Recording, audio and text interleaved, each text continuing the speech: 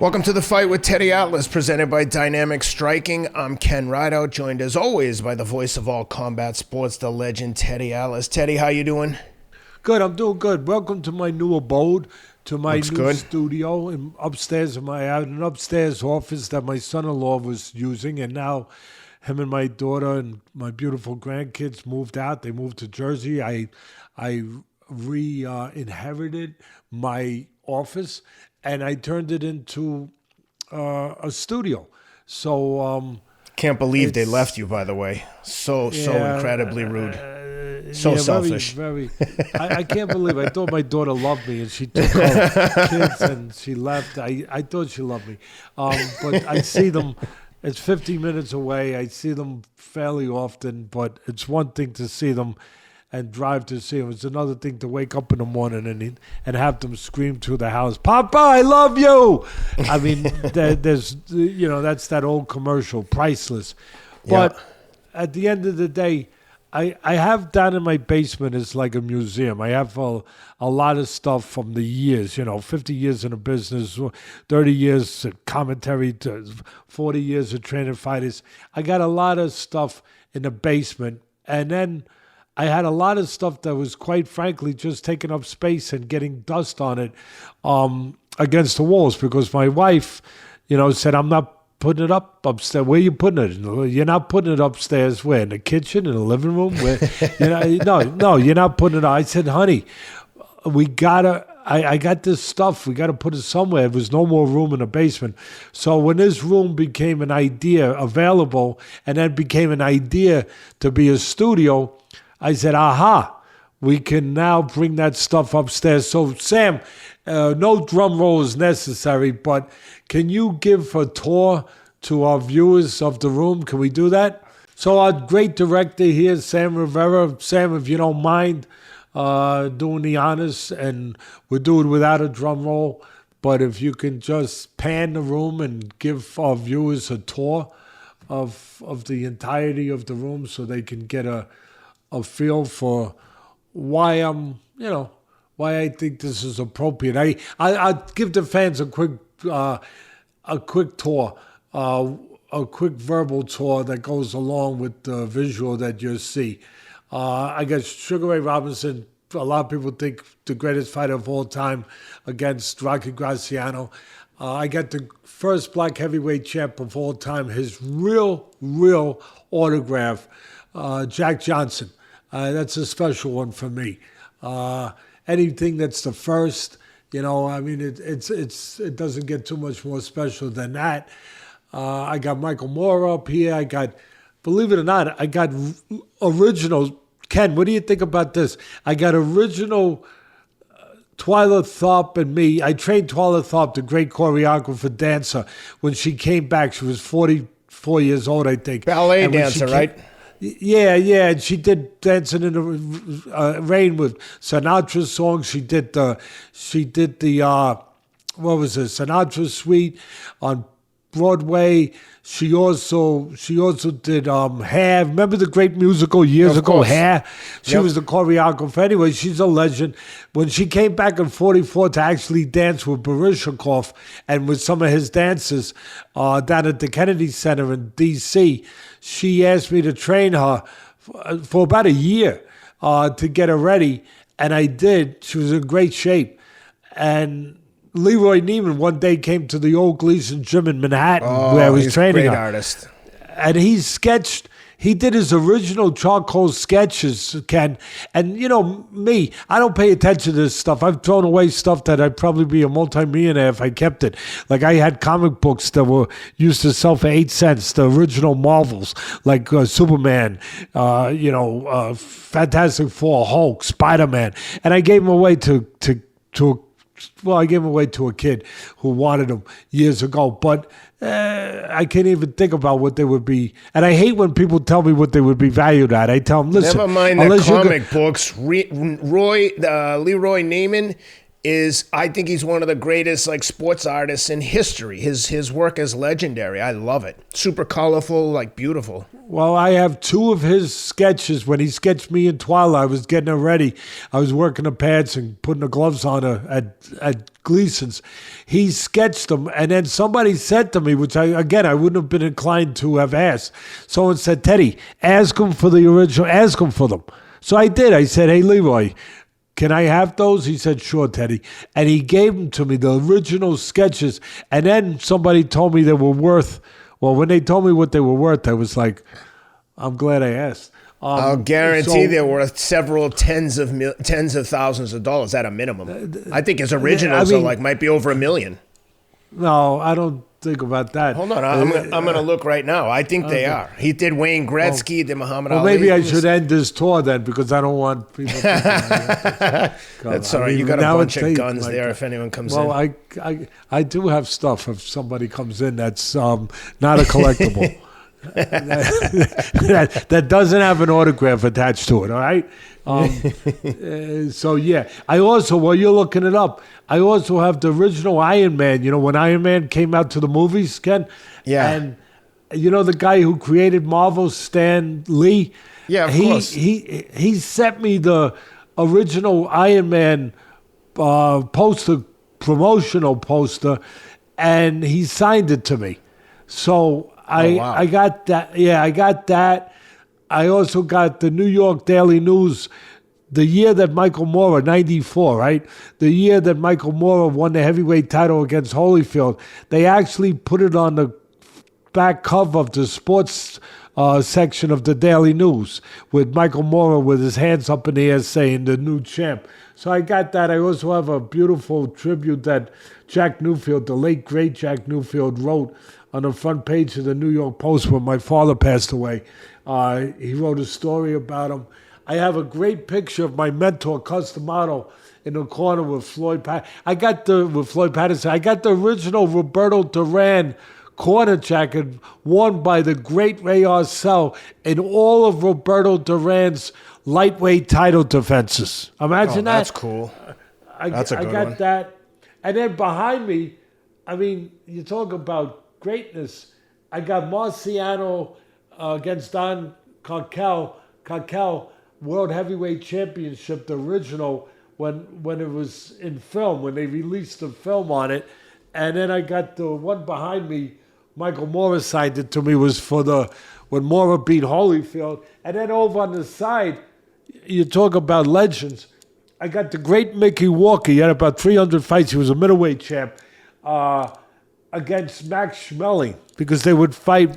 Schmeling was heavyweight champ, but they fought catchweight fights, and that was a good one. And then I have some film, movie stuff. I got the Pulp Fiction. I mean, you talk about iconic movies, and it's signed by all the actors, all of them. You know, you got Samuel Jackson. You got John Travolta. Then I got the 007 jacket from one of their movies, signed by all the James Bonds, Bonds. And then I got you only got up here in the movies if you were like a champion. You know what I mean? It's like it's got to fit in with the boxing. You got to be a champ. So 007, obviously doing James Bond, that's a champ. Pulp Fiction, that's iconic. And then Forrest Gump, signed by all the actors in Forrest Gump. You know, one of my really good friends, her sister was the producer of Forrest Gump. Oh, my God. She's going to have to come here and sign it. You know, there's a million producers on every movie, but Wendy Feinerman, she was the one who actually gets up and receives the Oscar when they won it. Oh, Wendy Feinerman, my friend is Stacy Feinerman, is her younger sister. Rob knows her as well. Well, she's going to have to come here then and sign it too, because I got Tom Hanks and I got Sally Fields, got everybody on there. And then another picture, one more boxing picture that I can't leave out. The great Roberto Duran and the great Sugar Ray Leonard, a picture of their fight signed by both of them. Oh, that's a good one. Yeah, signed signed by them both. So it feels comfortable to be here. Anyway, let me show you my one signed picture in my office. Let me see. Oh, that's Bobby Orr. I know right away who that is. That's the Boston Bruins. That's the great, great, great Bobby Orr. Iconic picture. You know that one of the greatest of all time. This picture, when he scored this goal in overtime, that goal sealed the Stanley Cup. Won the whole thing. They were in overtime. I don't know if it was game 4 or game 7. I didn't know that. But when he scored that goal, they won the Stanley Cup. And I think it was in 70. Oh. It might have been in 72. But Bobby Orr, for a kid, I was born in 71. Growing up, Bobby Orr was like Bobby Michael Jordan. He was the god. He was literally like Michael Jordan to us as kids. No, he was one of the greatest of all time. And see, I just wanted to come up to your level. You have a studio. I wanted to have a studio. You know what I mean? I wanted to come up to your level. And listen, I can't leave out, as long as we're doing it, I can't leave out, one of the greatest of all time. I think it's a beautiful original picture of Muhammad Ali, signed by Muhammad Ali. And, that's a good one too. And then there's one right in the middle. My friend Pedro Martinez Fraga was good enough to give me that one. It's very special. That's why it's up there. That is a collector's item. It's very rare. That is a poster of an exhibition that Muhammad Ali did for charity. I think it was for a hospital. But it was an exhibition and look at the names. It was Ali, and look at the guys that he boxed. I think he boxed 3 or 4 rounds with each one of them. Larry Holmes, Bossman Jones, and Mo Man Williams. Saturday, August 10th, 1974. Charitable boxing event. So wow, that's a good one. And then the last one is, I have something that I remember. Seth Abraham. He used to be he was the head of HBO for years, when HBO was really the top, when they did all the big fights, before what's his name came in there. And it was never the same when the guy Peter Nelson. Who the hell? No. Well, Peter Nelson came at the very back end, the very, very, very end, when it was just about, when it didn't last long. But no, after Seth Abraham came, what the heck was his name? Maybe that tells you what I thought of him. I can't remember his name. It was never the same when Seth kind of left. And then the fights, they kind of started to go down a little bit. What the heck was his name? Anyway, Seth Abraham, when HBO was the king, he gave me this one up there. It was specially put on a canvas and box framed, where it was a picture from Mora and Holyfield, the first fight that Mora won the fight. So some great memories here, and I think it's a nice atmosphere to do just a nice atmosphere to do the show. An original Leroy Neiman 18 inches by 10 inches is $26,000. An original Joe Namath sketch / painting. And he has others that are over 20 that are horse racing and stuff. But I think he did some big ones that are worth more. But either way, that's the kind of thing, like, what's the difference if it's $1 million or $100,000? Like, if you're not going to sell it, like, I would never sell any of the stuff that I have that's important to me. You can't replace the sentimental value. I mean, look, if it went to friggin' 12 million, then I'd say, all right, well, other people but you'd have to be down to your last 10 million to do that. And God willing, you won't. You know what? Be, because before you did that, Ken, I'm winking over here to Sam, my man. But before you do that, Ken, you would start selling some of your Ferraris. So I don't think you would have to you really got people get like to really. stuff.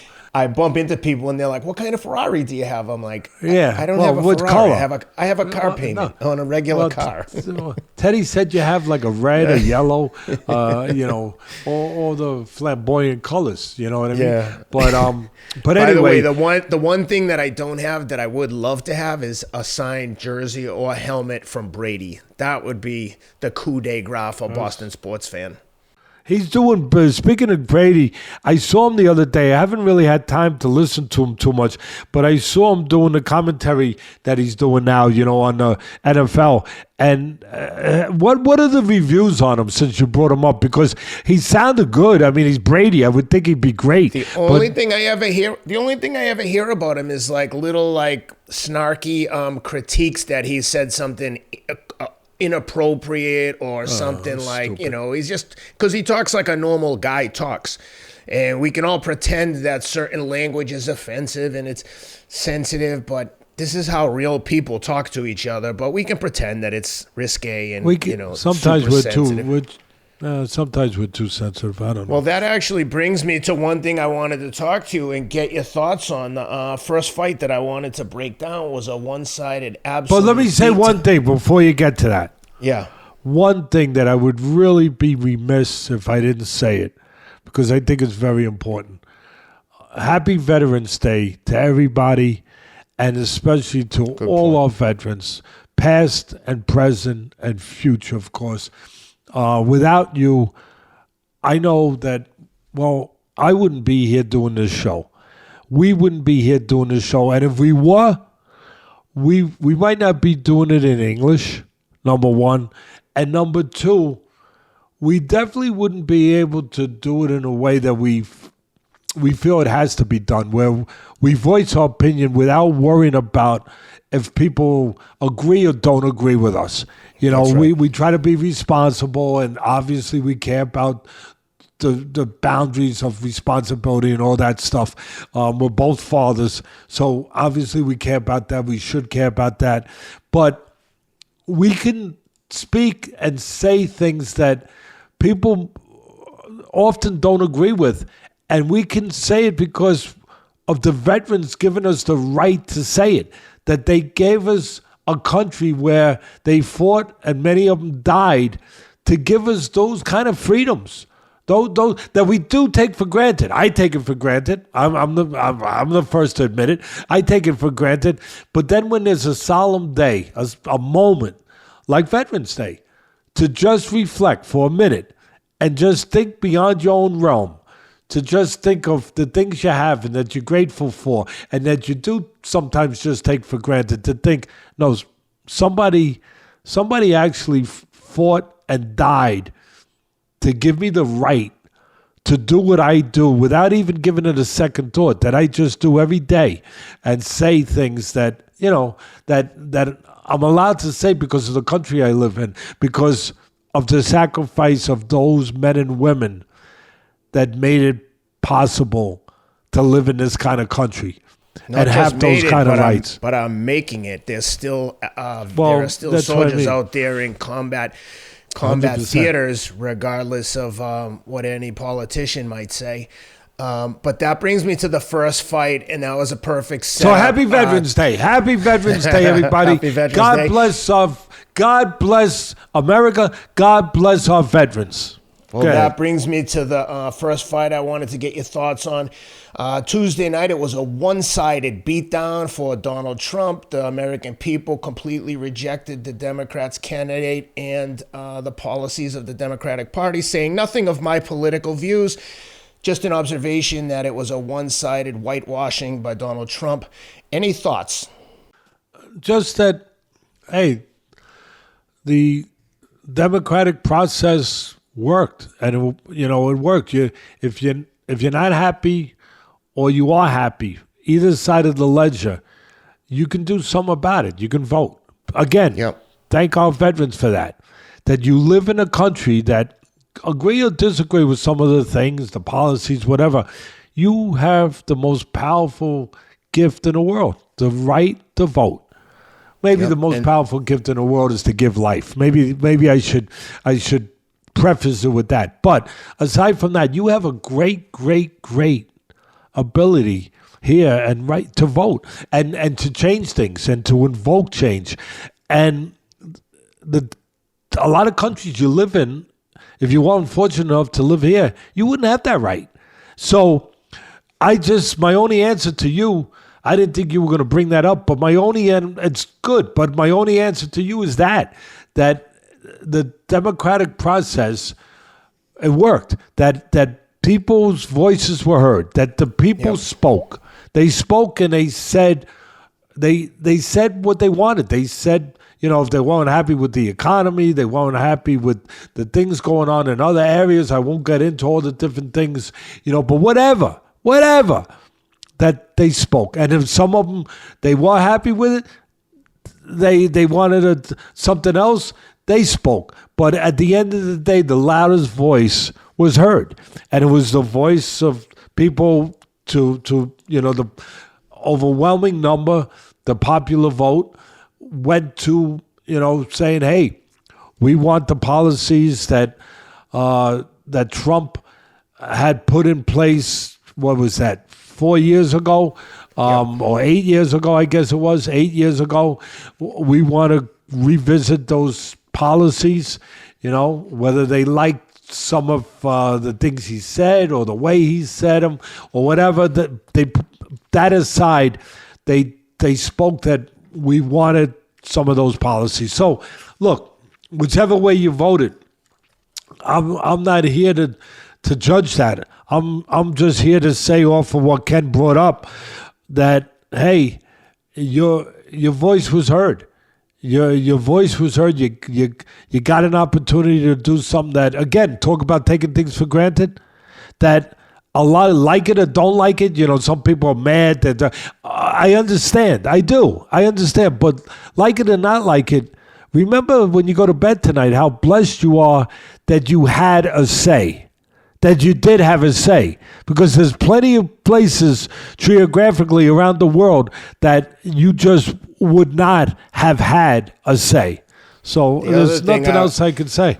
Yeah, no, that's great. The other thing I would say is, it's like electing a team captain for a team you're on. You didn't get elected or your person didn't get elected. Guess what? We're still on the same team. Like it or dislike it. You don't want to be out on the field kicking the ball in your own net. We all need to rally together, and hopefully Trump can be a unifying force and put in policies that everyone can live with and be happy with. I know there's really polarizing issues, but I don't know. I just thought when it happened, I was like, we're all on Team America. Get together. There's more things that we agree on than disagree on. All right, let's get into some real fighting. I hope so. Guy you've been super high on, Abdullah Mason, tested in a huge fight against Vasquez over the weekend. Mason down 2 times, dropping Vasquez once, all in the first round, and then Mason stopping Vasquez on body shots in the second round. I know you've been high on Mason. I wanted to give you a chance to talk about that one. He's a prospect, but he got a very, very valuable, had a very valuable learning experience there. How'd you like that, and what'd you think? Listen, it's not just about great talent in this business, in anything, and whatever it is you do. It must be matched with mental toughness and the traits that are part of that. Resiliency, confidence, desire, the ability to overcome, and technique. In this fight, Mason's technique failed him.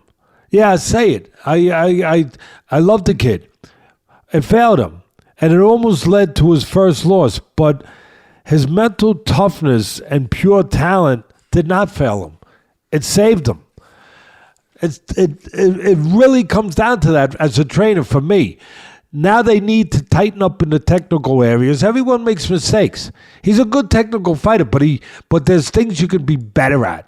And that sometimes gets driven home late in a person's career, middle, beginning. It's better if it's driven home. If you get that wake-up call, if you get that red light goes on early in your career, so you can do something about it early. It's always better early, where you can correct it early, rather than late. And rather than late when maybe you're in there with a higher level, not maybe, you are in there with a higher level fighter, and when you make those same mistakes, there's no recovering from it. There's no coming back from it.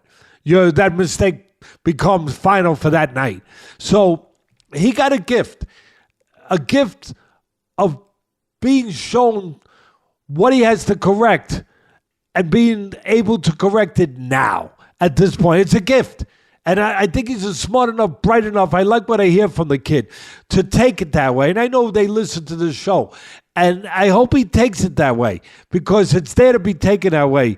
I'm gonna break down again. He showed all the characteristics of what the old timers would say, the traits that it takes to become a champion. You know, the stuff under the hood. You know, not the obvious, not just the talent, the neon talent, but the other things I just touched on, resiliency, heart, you know, the ability to overcome. He got a chance to know now. He has that he could depend on. He has that, but he must improve. He must improve in certain areas. Now, I'm going to break down and walk right through it with you. Here's why I talk about his technique, Ken, and this is what he has to improve on. You're going to see here why he got caught and dropped 2 times. Number one, as the opponent's coming at him, he loads up with a big, fat left uppercut, kind of like Joshua did against Dubois, taking way too long to get to the target, while the opponent closes the gap and beats him to it with a big left hook. So there it is again. I mean, that's too wide. There's too much space in between there. Look at that. It's just too much space. And it takes longer to get there than the left hook takes to get to his chin. And his right glove is not covering perfect. Yeah, I'm talking about perfect. Yeah, this kid is that good. I want him to be perfect. You got to have the right glove more in front. It's back too far. So it's not covering the most important area, the tip of the chin. And the left hook found that opening. So you got to shorten that up. And then now we're going to move on with the film. And we're going to get to the part where he scores a knockdown, I believe. I believe he scores a knockdown. All right, let's watch this. Now he's going to score a knockdown. Beautiful. He sets it up. He catches his opponent making the same mistake. His opponent now gets left in space. He reaches in a little bit from too far away. Now Mason makes him pay a price. And this time the uppercut's a little shorter. The time of delivery is shorter. The journey of the uppercut is shorter. So it gets there before the big right hand that never got there from Vasquez could get delivered. So that time, what does he do? He turns the 2 tables.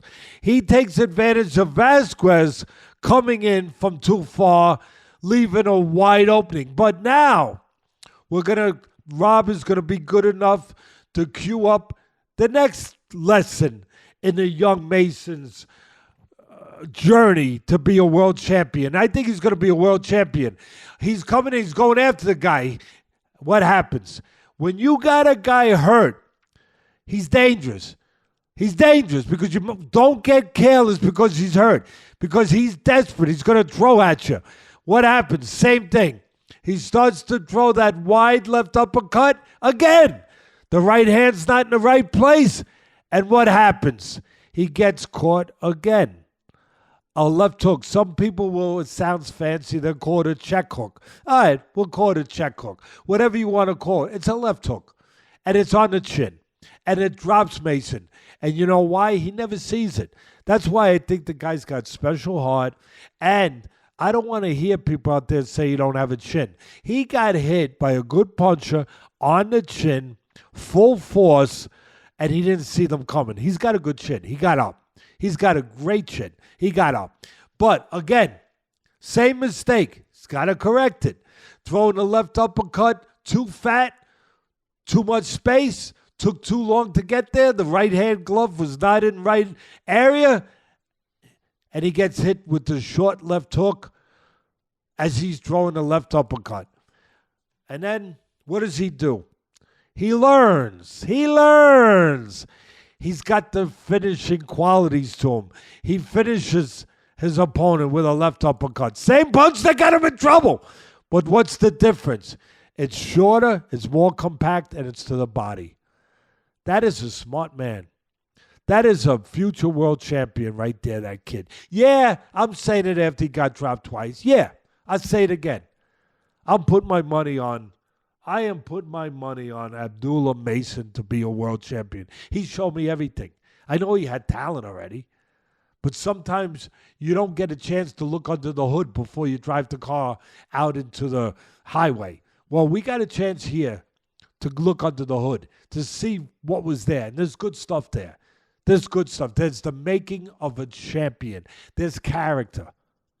That is something you have to have. Sooner or later. Pay me now or pay me later. But sooner or later, you're going to have to show that. And he showed that.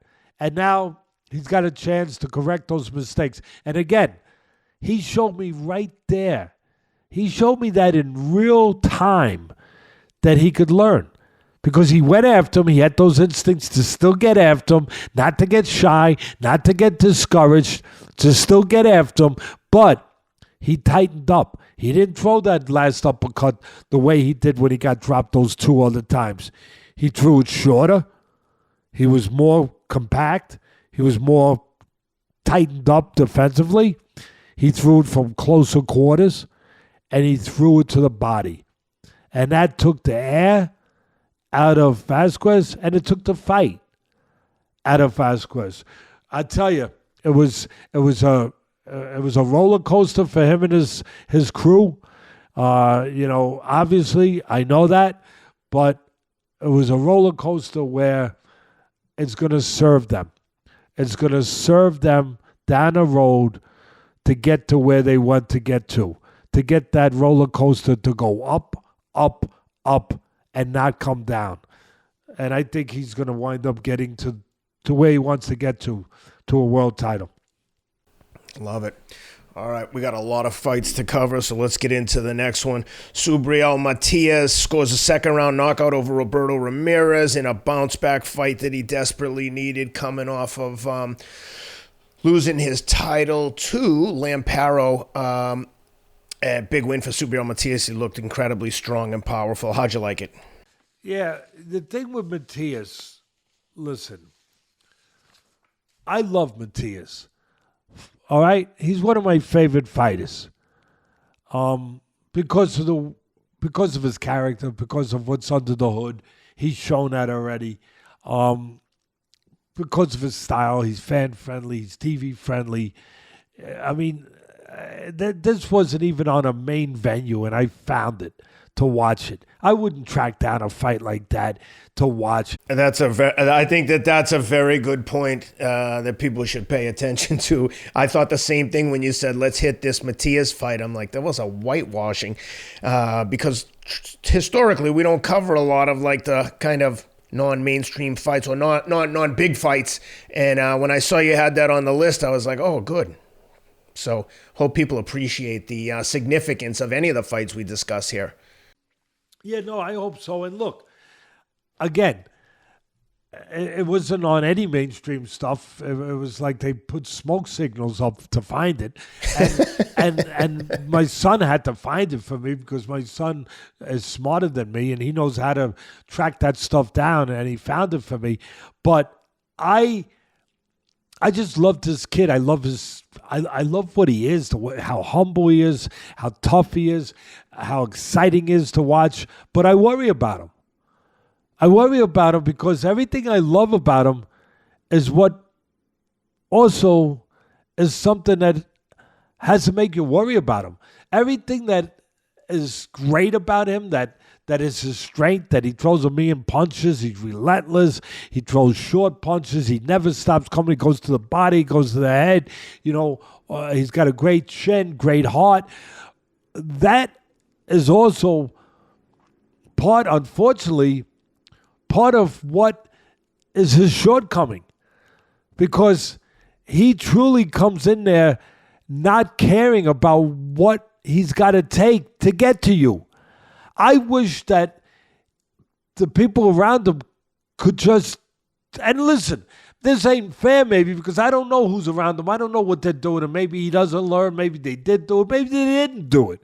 But I just wish that he could be improved in the defensive areas where he didn't get hit as much, where we could watch him a lot longer. Because at this rate, with his style, the way he gets hit, he's not going to be around real long.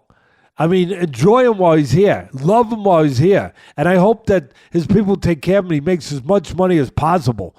But with that kind of style, and that it's an unforgiving sport. It's an unforgiving sport.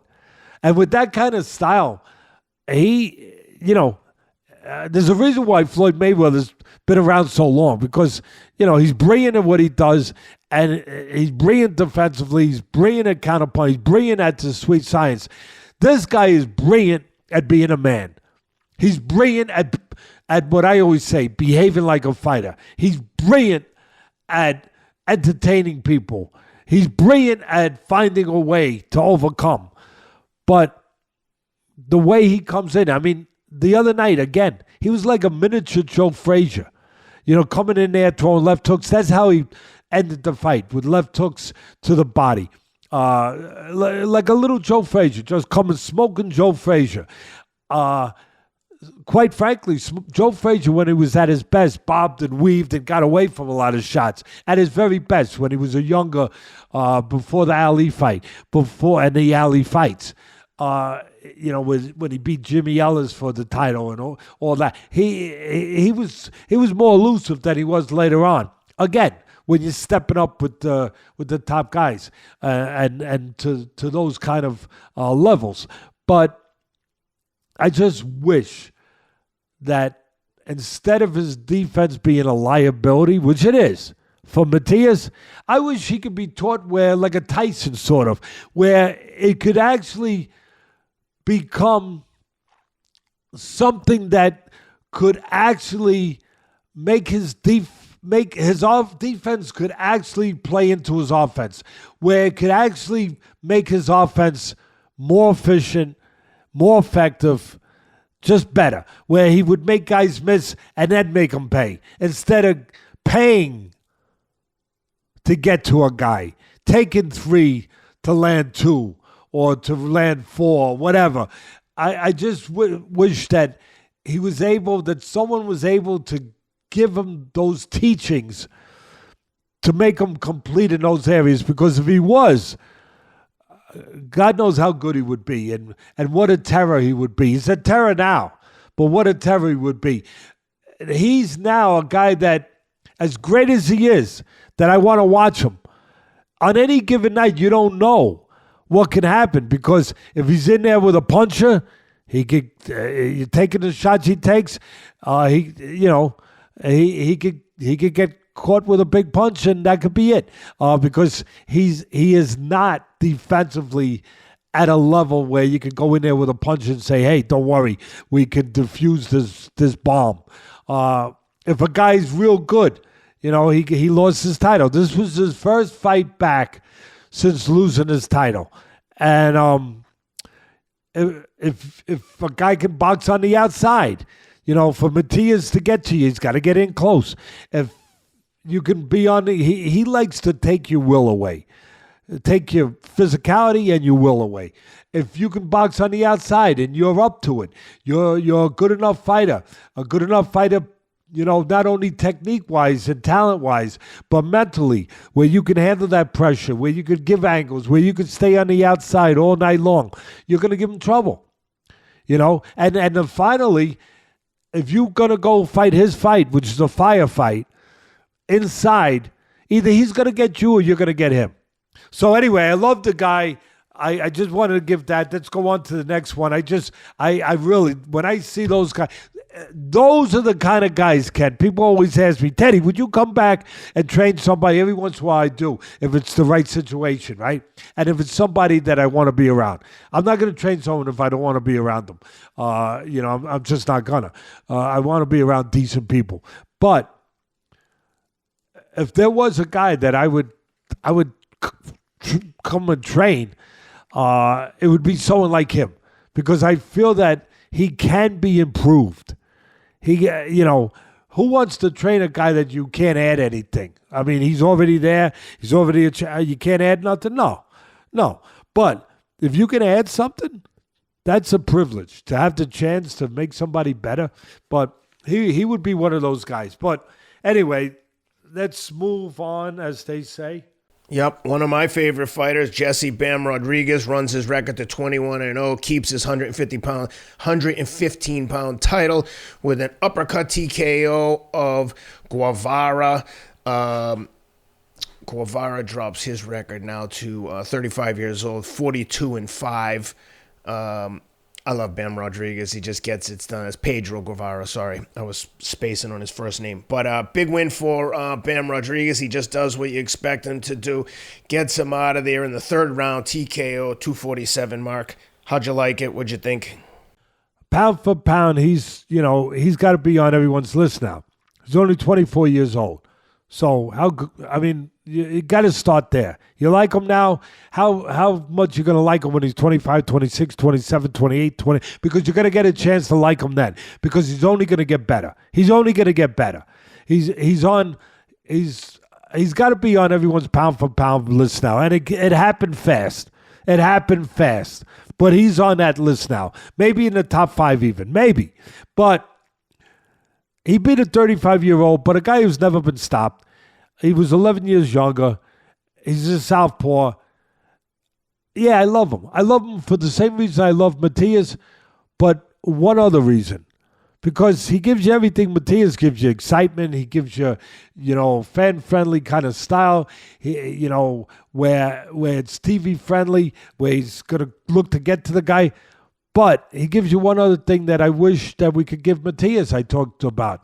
He gives it with the sweet science. He gives it with the technique. He gives it with all the things that you want to see in a top fighter that's going to be around as long as he wants to be around, as long as he stays interested. I mean, this guy is not just an aggressive guy. This guy is the complete package. This guy is mentally right, all that stuff, but technically, he's got talent. He's got all that. But this is a guy who, he's smart defensively. He controls range. He uses a jab beautifully. He's got great vision. He knows which punch to throw at the right time. He goes to the body. He goes to the head. He doesn't give up defense for offense. His punches are succinct. They're tight. They're the way they're supposed to be. He's a guy that can set traps. He's a guy that can counterpunch. He's a guy that can go in the trenches. He's a guy that showed that he could fight a guy who moves the other night, cut the ring down, and take the space away, take the air out of the ring, and eventually get to him. And he's patient. He's controlled. Yeah, he's aggressive, but in a controlled, smart way. Kind of like a Tank Davis in that way. Tank Davis is tremendous. People don't know how good he is. Take my word for it. Tank Davis is the reason why Tank Davis is talked about by Teddy Atlas the way he is not just because he's strong, not just because he's a big puncher, not just because he's fan-friendly in the ring, but because he knows the sweet science. He's the complete pack. That's what Rodriguez is. He's the complete. I love the subtleties. I love the way he set up his punches. First, he lands with if I remember correctly, I'm not looking at my notes right now, but if you remember, and that's why I take notes. Look at all these notes I do for you guys. Look at them all. Look at them all. Well, I mean, it's like 50 pages here. I take it serious. I want to give you guys what you deserve. I try to anyway. He dropped him with a left hand. He sets it up with a jab. And then what does he do? He finishes the fight. If I'm skipping something, that's okay. But at the end of the day, then what's he do? He finishes the fight with an uppercut. But a right uppercut with his lead hand. A lot of times you see with the backhand for southpaw would be the left hand for, more of the power. He delivers power front, back. It doesn't matter with either hand. He does it with the lead hand, with the right hand. Instead of just jabbing, he can turn it into an uppercut. But I always talk about it's not just the power that matters. It's the delivery. It's the science behind it. How you can get it to the target. A lot of guys out there, good punchers, like Bam, but they don't have the delivery system. They don't have the IQ. They don't have the cerebralness. They don't have the teaching. And Robert Garcia is one of the top trainers now. He's got to be one of the top guys now because he's got so many good fighters. He's done such a good job. Robert Garcia deserves credit because he used to be known only as an offensive trainer. He really was. Even though he was a good world champion, he was only known as an offense. He's more than that. He's a trainer that teaches defense and offense, the whole package. So, and it's shown by his fighters.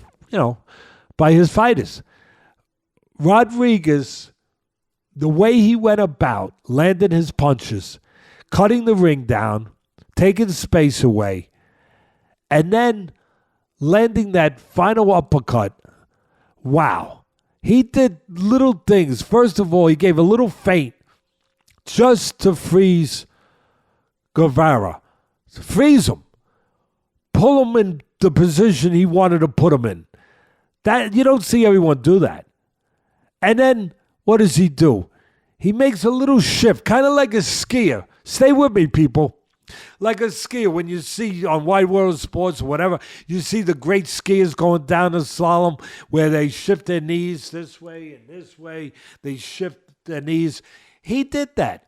That's exactly the way you described it is the way I would describe that skiing maneuver too on a slalom, on a giant or slalom, is they get into a rhythm and it's almost like, doesn't matter where the gates are, they're just flowing, and it's like muscle memory where they do it so many times they can't get it wrong. He attached it to his eyes, though. He saw what was in front of him. He saw what the opportunity was, and he saw what the moment called for. So he made a little bit of a shift of his knees to the left, and then he went right.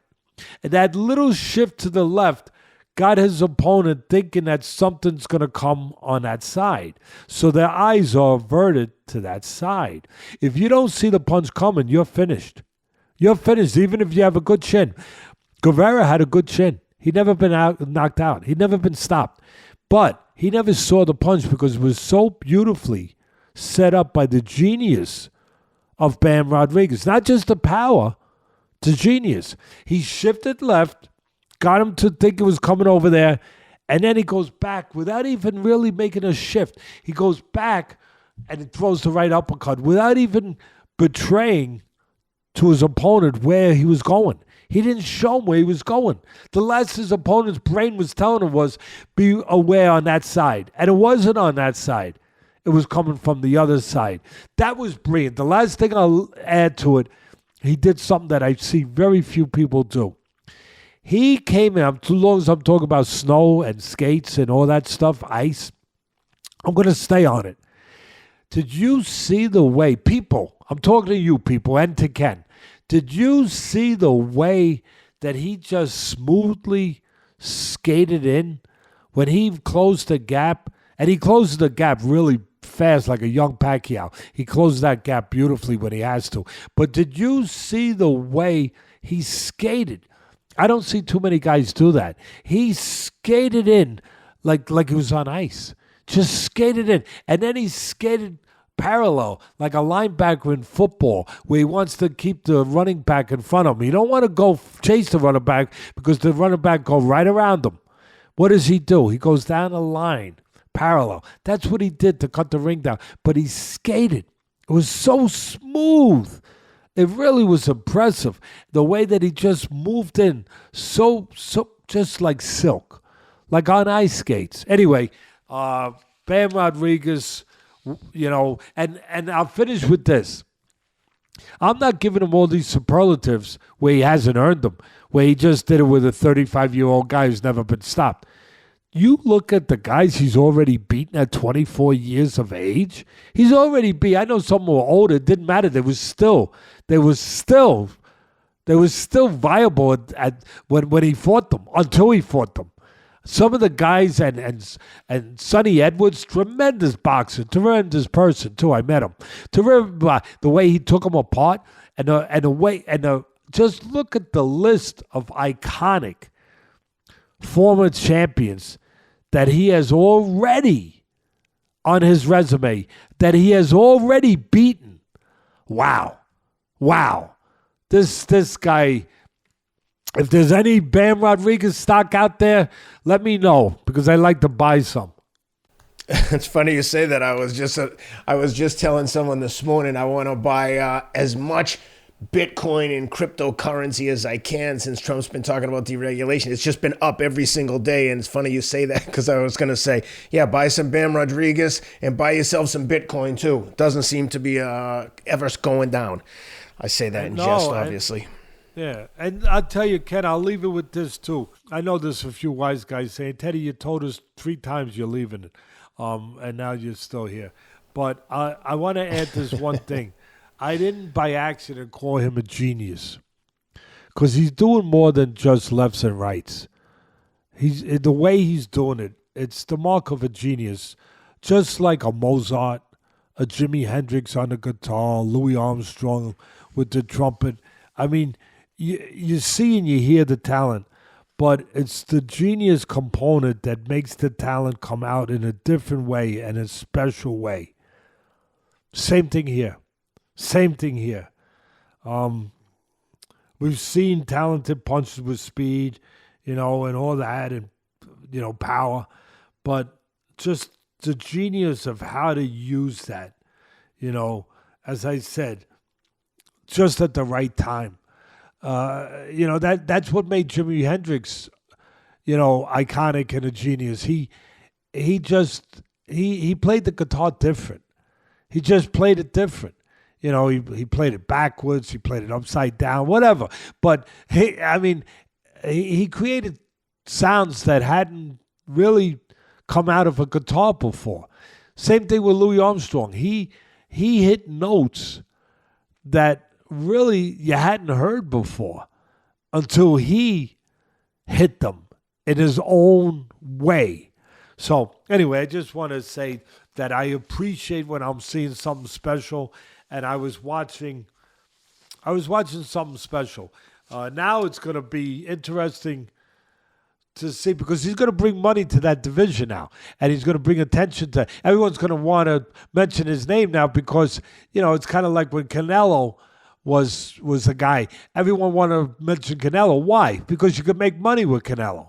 Because you got that he's going to bring money. That division didn't used to have money at it. He's going to bring more recognition and value now down there, and there's going to be fights there.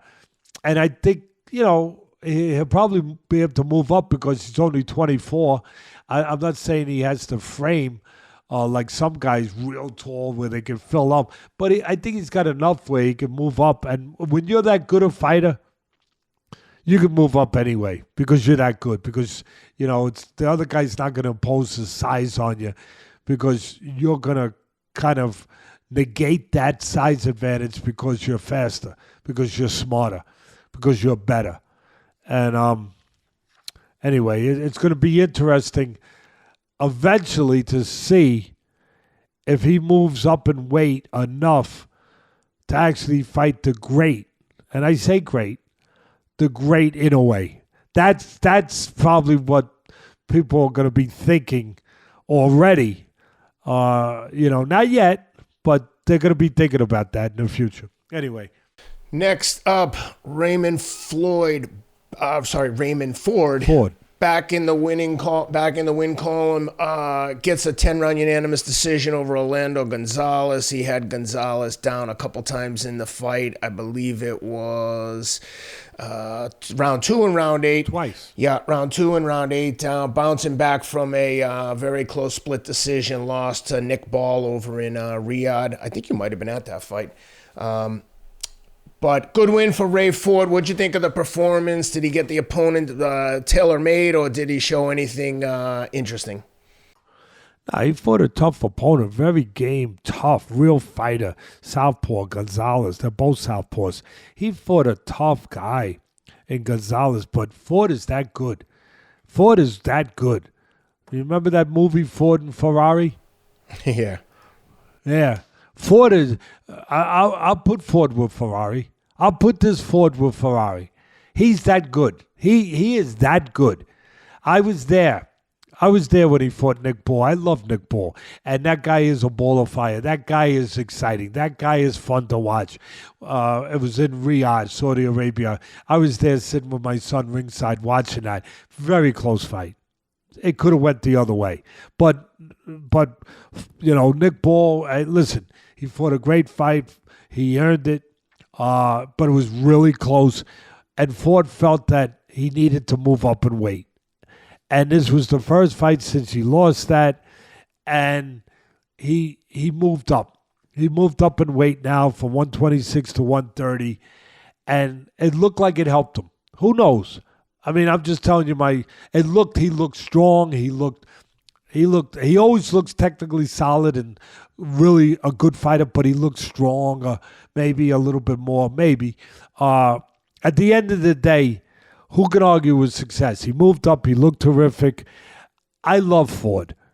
I think he's one of the best fighters out there. I think he's that good. I think he's technically as solid a fighter as anyone out there. I don't see anything he really does wrong. He uses his jab. He controls range. His feet are always under him. He's always balanced. When he throws punch, he's a good puncher. He's got good hand speed. He puts punches together when it calls for it. He's got a good IQ in the ring. He sees everything. This guy is I want to see him with the best. He's that good. And that's it. I don't want to stay on it more than I have to because we got a lot of fights to cover. We'll move on. That's right. But tremendous. Big win for Jaron Boots Ennis, 12-round unanimous decision over Karen Chukhadzhian. I thought that Ennis looked really good, much better than the first fight. What'd you think? Anything stick out to you? You're one of the few. And I give you credit for saying that because a lot of people are knocking Ennis. They're thinking that he didn't look good, that now a lot of his phone's going to ring, where before nobody wanted to go near him. Now people are going to be more apt to want to fight him. First of all, I'm not one of them. I'm surprised people are saying that. I mean, I don't think it was a barn burner, but I thought he looked nice. He looked completely in control and confident. Look, there's some people that thought he looked terrific, like we are saying. There's some people that are saying, he's not quite whatever that means. He's not quite what. Listen, this is a guy that's been talked about for a long time. That was a guy that was always talked about, how good could he be? And then he wins the title. And he's a huge welterweight. He's a talented fighter. He's all the things I talked about, all the other fighters. He's the full package. He's mentally together, I believe. When I've seen him, the little bit I've seen him tested, he hasn't been tested to the level that some of these guys have been tested. But enough for me to say he's the full package. I believe he's the full package. He's technically, like I said, he can box. He can go fight inside. He can set counters up. He's got good talent, physical ability, speed, power. His technique is good. All of those things. Yeah, his defense has to improve. Yeah. Was that shown? Yeah, but I'm gonna break it down a little bit deeper than just to leave it like that because that's not fair. First of all, he fought a guy in Chukhadzhian, Kareem Chukhadzhian, and I'll say Kareem from now on. It's a little easier. Where Kareem fought a different fight than he did in the first one. First one, he just fought to survive. And if you go back and watch our show from last week when I did a preview of the Ennis Chukhadzhian fight, I think I broke it down. I'll be honest. When I'm wrong, I say it. I'm wrong. I stunk. But I think I broke it down perfect. I said I took Ennis to win, but I said, look, it's gonna go rounds. And I said Chukhadzhian has a choice to make. Either he's gonna come to survive again or he's gonna come to win. And if he comes to win, he's got to take more risk. And it'll be a better fight, but he's going to have to take more risk. and not just come with his track shoes. Well, give credit to Chukhadzhian. He came to win. He made his mind up. He understood what I said, and he understood it without me saying it, that if he's going to come to survive or to win. And he came to win. And in that way, I think his stock went up. In that way. I'll tell you right now, the way he fought the other night, he beat a lot of welterweights. A lot of people are going to say this and say, he beat a lot of welterweights because he was awkwardly close. I think he caught Ennis by surprise. I think, I'm not making no excuses if some people are down on Ennis' performance. I'm not. But if somebody, I know it's out there, and I get it. I see it all. I don't see it on the website, but I see it as far as hearing it, as far as recognizing what the commentators are saying, what the public are feeling, what people on the street are saying. He doesn't need me to make any excuses. He's terrific. He's that level, Ennis. But I think that he got caught by surprise. I think he went in there thinking this guy was going to run again, and the guy didn't. That is something to have to adjust to on the fly. And he had to adjust to that mentally and physically and technically on the fly. That's number one. Number two, I think everyone has different qualities. Good, bad, indifferent. I think he's like a little bit like a Teofimo Lopez. Am I saying his name? Teofimo Lopez, right? Yep, that's right. The champion. I like him. I think he's as talented as any fighter out there, Teofimo. You know, he showed that when he beat Lomachenko. Very close fight. Very close fight. But Loma came on like a freight train down the stretch. But sometimes you walk away watching Teofimo and you say, is he as good as I thought he was yesterday?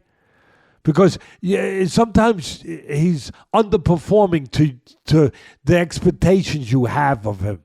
Like you say, wait a minute, is that the same guy that I had up here on the pedestal? I mean, and there's a reason for that sometimes. Some guys fight up or down to their competition. And again, I'm not making no excuse. These fighters they don't need Teddy Atlas to defend them or to do anything. I'm just telling you what my experience of 50 years in this business tells me. That there are some guys, we're human, we're not machines. There are some guys that fight up and down depending on what they think is the threat or the lack of threat in front of them. I believe that Ennis is one of those guys. I believe that you're only going to see him when he fights guys that he really thinks are a threat. I don't think he thought that Kareem was a threat. He hit him a lot. I'll tell you one thing. Those judges should be ashamed of themselves, except Steve Weisfeld had it a little bit more within a proper realm. He won more rounds than that. That's not fair to judge. Some of those scores, Ken, were not fair. You could put the scorecard up, Ken, or Robert put it up, or you could say the scores. But I'll keep going until you get them. But it was closer than that. He won more rounds than most of those judges gave him credit for. He was catching him a lot of clean shots. The difference was Ennis hurt him. He got Ennis' attention, but Ennis hurt him, and Ennis' punches did more damage. And Ennis won the fight. But it was closer than the judges gave him credit for. I also think that Ennis, again, that he might be the kind of guy that, to be at his best, he's got to have, and I think this is for all of us, to be the best lawyer in the courtroom, to be the best speaker, to be the best teacher, to be the best doctor, to be the best surgeon. I think there has to be a little bit of urgency. I think a little bit of fear. Now, don't get me wrong. You got to control the fear. You can't get overwhelmed by it. But there has to be something that tingles your instincts. Something that says, be at your best. Be alert. Be on your toes. And I think that is something that's put there by nature for a reason, to make sure that you are on your best when those moments come. And when you're in there in a situation, no matter what it is, maybe you're in a courtroom as a lawyer and you think this is a slam dunk case, and you find out, unfortunately, halfway through it, it's not. And you weren't at your best. Or you go on the stage, and the same thing, that little nervousness, that butterflies, that just, again, that tingling, that little bit of, that makes you, that threat, that something that, whether it's an emotional threat that you could fail, or it's a physical threat that you could get hurt and you could fail, but something has to be there to make sure that everything in you is awakened, is unready. I don't think that, I think Ennis is a guy that he needs that, and he didn't have that. And therefore, you just saw the physical, he went through the numbers, he went through the motions, he fought like a fighter, he got it done. But at the end of the day, I do think he has the characteristics of a guy that will be better when he thinks there's more of a threat there. Now some people say when he's more of a threat, he might be exposed more, because there are defensive liabilities there for him that he does have to get better at. I get it. But I do think that he will be better in those ways. But I also think that technically he does have to improve. And I'll simply put it out there in my way, where I think from a defensive standpoint, which is where he's got to improve the most, I think that he's got to become more proactive and less reactive. In other words, when he gets hit, he starts moving his head. Okay, I get it. And then it's hard to follow up. That's good. But he's got to be more proactive before he gets hit, before he gets into that zone of danger where he's ready to make a defensive move, and do something, in an offensive way off of his defense. I think he's got to be better in some of those areas. And I do believe what he said at the post-fight interview. I believe him. I'm not saying that it's an excuse or that it's enough to just say what he said, but he did say, the commentator asked the right question. He said, what do you have to do to improve your defense? And he said, fight better fighters. And that speaks to what I'm talking about, where I think that at that point, he will be at his best, because the fear level, if you will, the urgency will be there, that he knows, and everything will be clicking that has to be clicking. But I'll finish by saying that's all said and good and said, and I believe him. But he also needs to do some work in the gym, technically, to get better. At the end of the day, he fought a guy whose style is really impossible. If I was training still fighters, and every once in a while I get asked to come back, but if I was training a fighter and in position where when I train him, I got to be a half a manager, because I also have to say yes or no to guys that I think we should fight or shouldn't fight, unless it's just a no-brainer, right? And it's for whatever it's for, all the marbles, whatever. But otherwise, you have to be aware of styles of, like, who makes sense, who don't make. I'm telling you right now, that guy would never make sense for one of my fighters, because that style is a nightmare. I mean, he's moving 1 minute, then he stops, then he pot shots you, then he's moving, then he's in front of you, then he's out, then he's to the side, then he stops, he hits you, he moves around. Forget it. He is a nightmare. To that point, Ennis is 33-0 with 29 knockouts, and the two fights against Chukhadzhian, he's 2-0 with 0 knockouts. So, like, Boots Ennis gets people out of there. And to have 2 fights both go the distance with this guy, I think speaks a lot to your point of Chukhadzhian versus a knock against Ennis. He did what he had to do. And the scorecards are here. 119-107, 117-109, and 116-110. Yeah, I think that was Weisfeld. That was a little closer. But I thought, again, I'm sorry. I got Ennis winning, but I gave more credit with my pencil. I didn't score the fight. So, again, full disclosure. You're always going to give full disclosure here. But just my eyes, I thought he won more rounds than that. than that. And the fans out there, you agree or disagree, that's whatever. It's okay. But that's how I saw it. And, again, I thought that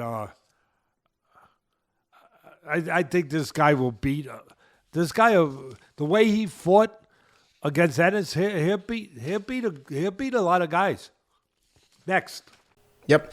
Next up from Friday night, Troy Isley gets a unanimous 10-round decision over Tyler Howard.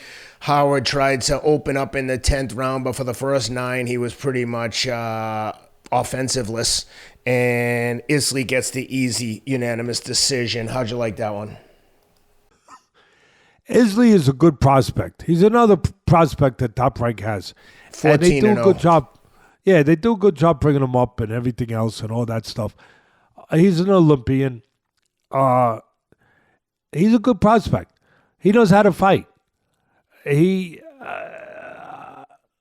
not knocking him, but again, I'm doing what I do. I'm giving you my opinion based on my experience. I think he's going to learn from this fight. What's he going to learn, Teddy? I think he's going to learn that he can be smart. He's smart. He can be, responsible. He's responsible. He's got good technique. He uses the jab. He controls space. He really does things solidly by the book. Jabs, setting up punches, all of that stuff. He could be all that. And he can take more risk without really taking risk. He can still be responsible, still be smart, still not be stupid, still not be a guy that walks in and gets hit. But as he gets a little more confidence, a little more seasoning, a little more experience, I think that he's going to learn that he could have done more with a Howard than he did. That he could have done more off his jab.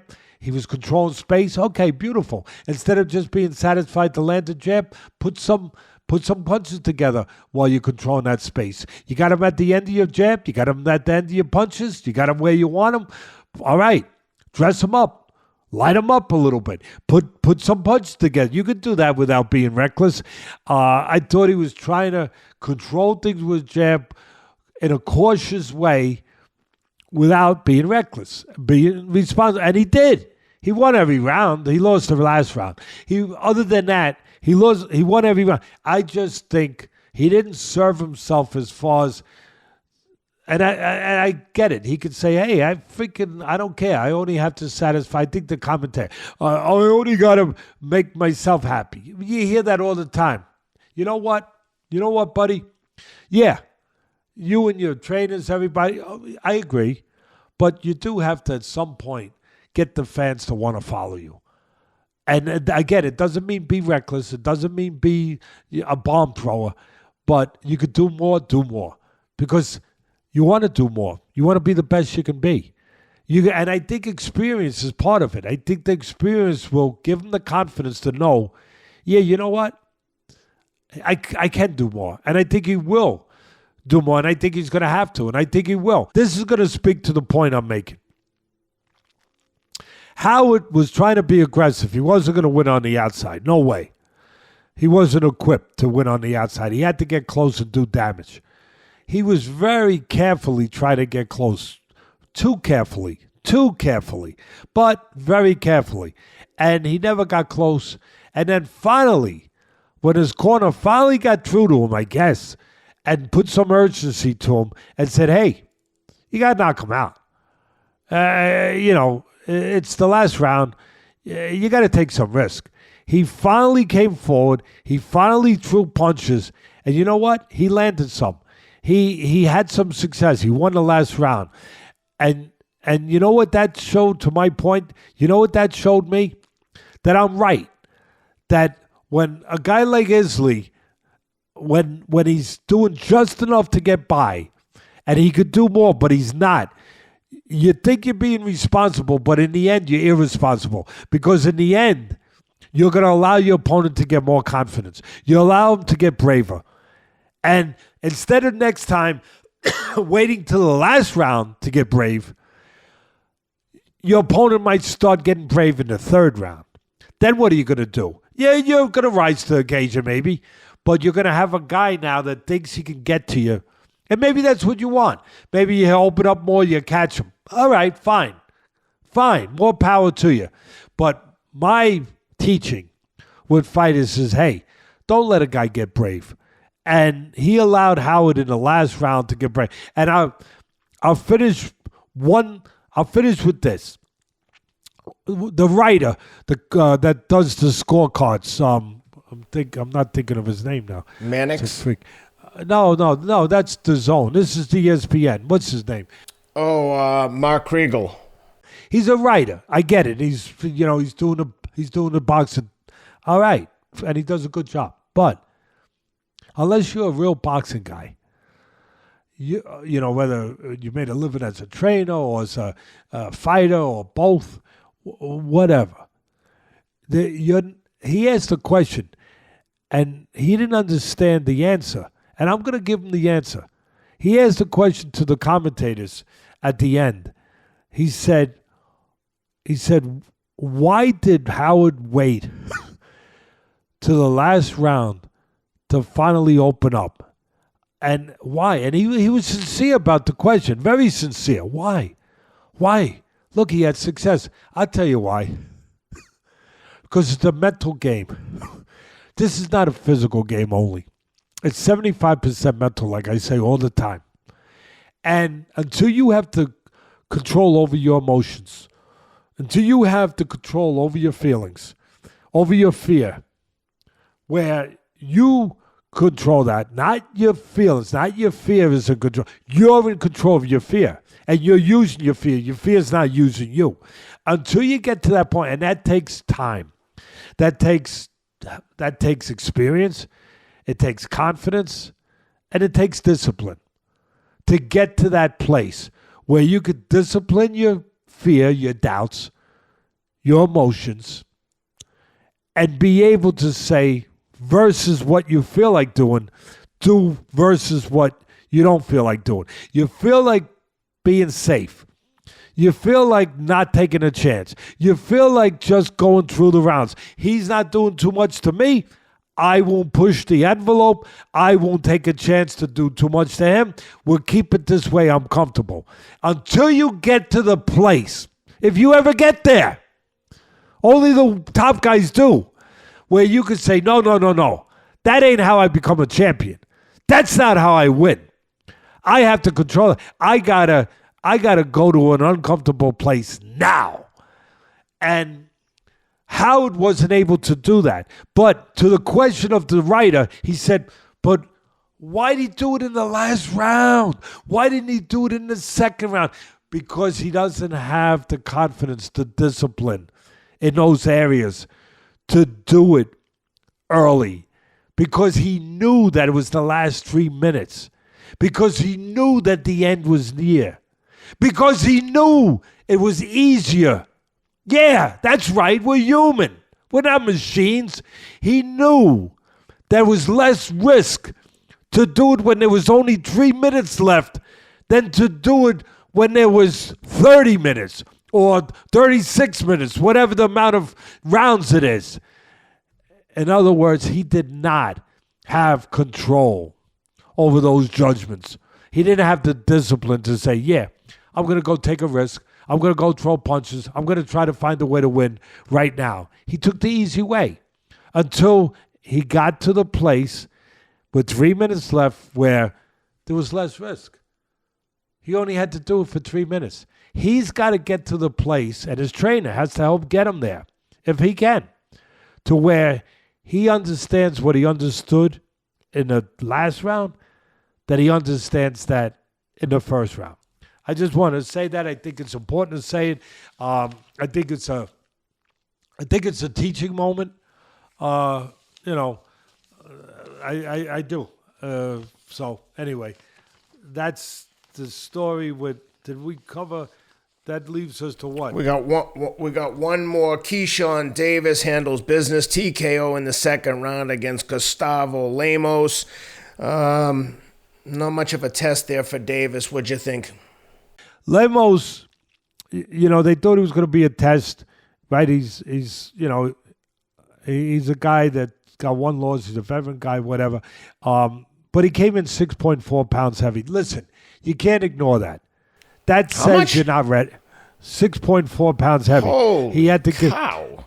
He had to give up money.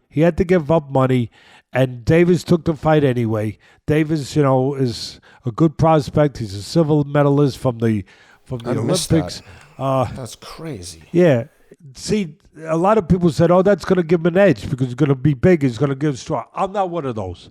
I'm going to say, no. That tells me something. That gives me information I need to know. All I need to know. He's not 100%. His camp wasn't 100%. Otherwise, he would have made the weight. Yeah, I know people say, he's too big. Is this, that? Look, you don't sign a contract then. But he came in 6.4 pounds. Yeah, again, a lot of people said, now he's going to be bigger. He's going to be stronger. He's going to be more. No. To me, that was a sign that there was something wrong in camp, that he wasn't 100% mentally, physically, in any of those areas. So I just have to say that. It's not right if I don't, for me. Now, hold on. Just want to remind myself of something. All right. Keyshawn he's a guy that's been spoon-fed like all of whenever you have a top guy, a guy with great amateur pedigree, and you got a top promoter, whether it's Eddie Hearns, whether it's Frank Warren, whether it's, Aram, whatever, De La Hoya, whatever. You're going to get spoon-fed guys at the beginning to build your record. So you can't really tell nothing. Your guy's talented. We know that already. But your guy's fast. We know that already. But he's in there with nothing.